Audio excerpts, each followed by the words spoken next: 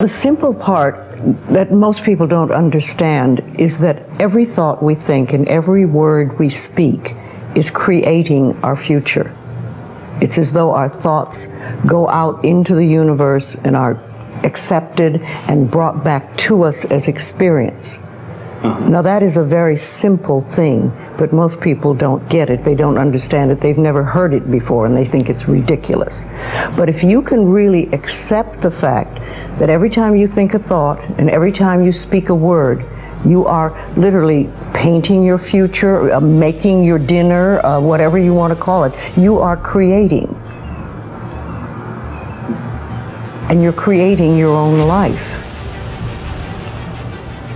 And this is simple, but it's not easy to accept. But once you accept it, then you can start deliberately creating what you want in your life.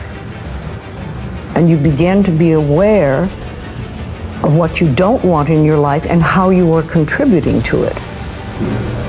Now, I think this has been around forever, but for some reason in the last 20 years, the universe has wanted this to go out among all the people, or all the people that are ready for it.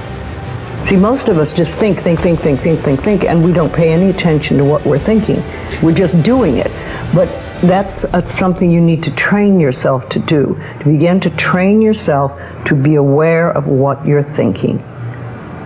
And one of the ways to do that is to periodically say to yourself, what am I thinking? Would I like this thought to create my life? Would I like to have the experience that this thought could bring to me?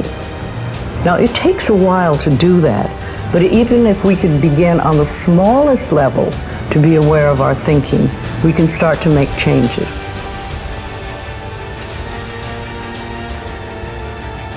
When life calls us, that's when we have to answer. People say, how did you do everything that you did? Well, I answered the telephone and opened the mail and did what was in front of me. And then life would give me something else to do and something else to do. And it's interesting because it's now been, I think, 25 years since I wrote the second book, You Can Heal Your Life. And in that period of time, that book alone has sold 40 million copies worldwide.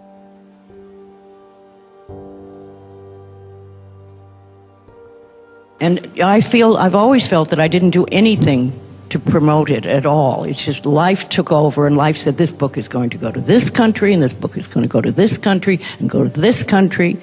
And it's gone many, many places all over the world. I even have 2 Chinese versions. There's the Chinese version of traditional China, and then there's the Chinese version of the Taiwan, which is the new China. You never know where life is going to take your work. And I think that it's important that you don't go into it to say, how much money can I make? Oh, I'm going to be rich. I've got to do this. Because books don't make you that rich. But what they do is open the world to you. And my thought has always been, how can I help the people? How can I help the people?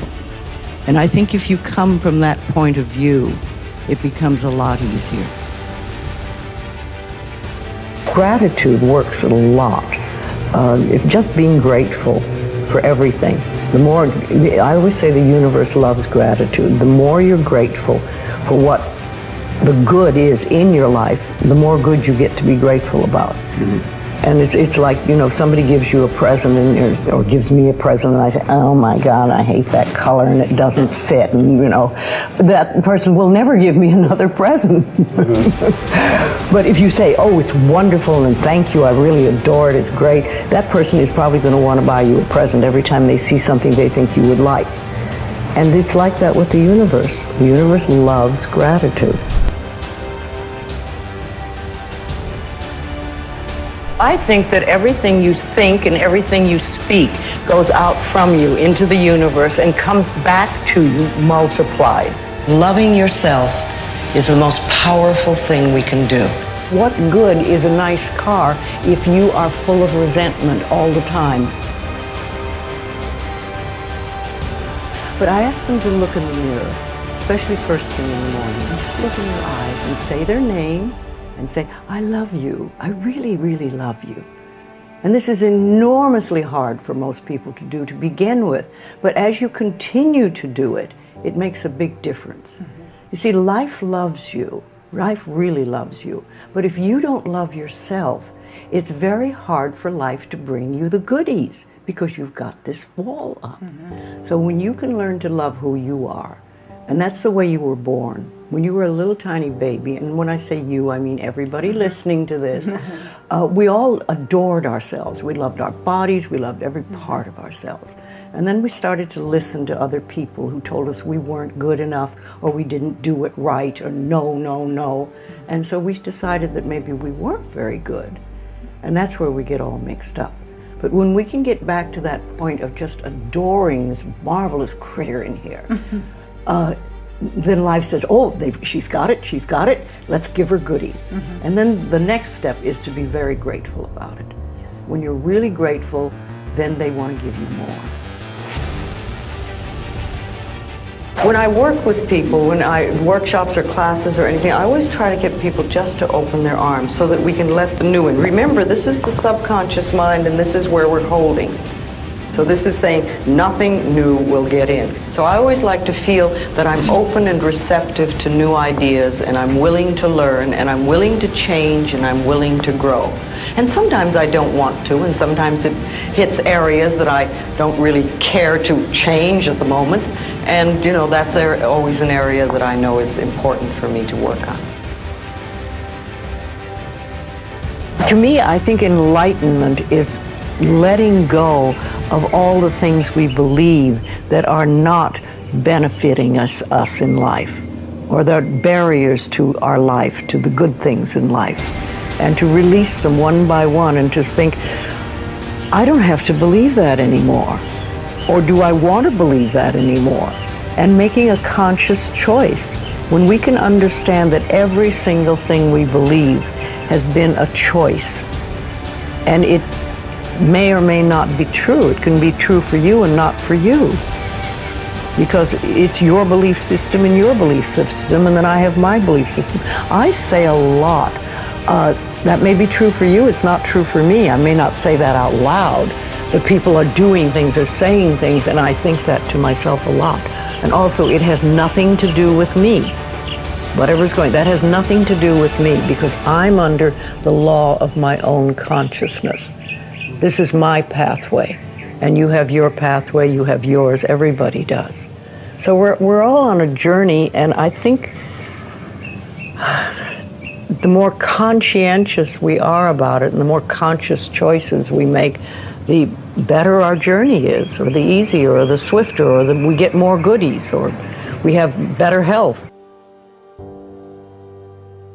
If you have very strong beliefs within you that you don't deserve good things in your life, and a lot of people have that, then there can be delays. And sometimes people say, well, affirmations don't work. I've done them. But when they're doing, for instance, prosperity affirmations, and they've done some prosperity affirmations, and they say it doesn't work, nothing's happening. And I say, well, all right, how many prosperity affirmations did you do in a day? And they'll say 3, probably. And they say, all right, how many poverty affirmations did you do this day? And that could be 300, depending on where you're coming from and what is running through your mind. See, I have this, one of my thoughts about life is that only good lies before me. And I have been saying this for many years. So it doesn't really matter to me what happens in life, because I know it's going to be good. Remember, little tiny babies, when they're born, they absolutely adore themselves. And they're totally open, and they're full of love. They express themselves freely. They ask for what they want. They love their bodies from the top of the toe to the top of their head to the tip of their toes, and every point in between, including their own feces, which they'll gladly rub all over their bodies, because nobody's taught them guilt and shame. They know how wonderful they are. And then somewhere along the line, we get this idea that we're not good enough. And we start putting our tape measures around our waistline to tell us if we're acceptable. Or we read magazines that say we have to be a certain height or a certain weight before we're acceptable. Or we listen to the media that says we have to use a certain deodorant before we're acceptable. You know, it just doesn't make sense. We are absolutely divine, magnificent expressions of life, all of us. And like when we were in the circle looking at each other, each face is another unique expression of God. And we're not supposed to be alike. Since time began on this planet, there have not been two snowflakes alike. And there's certainly not been two people alike. And we're always trying to be like everybody else so we're acceptable. Our uniqueness is what makes us wonderful. So we want to love that and cherish it and acknowledge it. You see, if we really believe in our uniqueness and the wonder of each being, then there is no competition and no comparison. There can't be.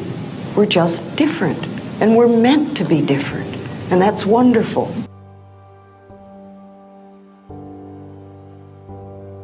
I went to a Chinese face reading class recently, and one of the things they talked about was a bossy woman cheekbones. And I said, that's me. That's me. That's me.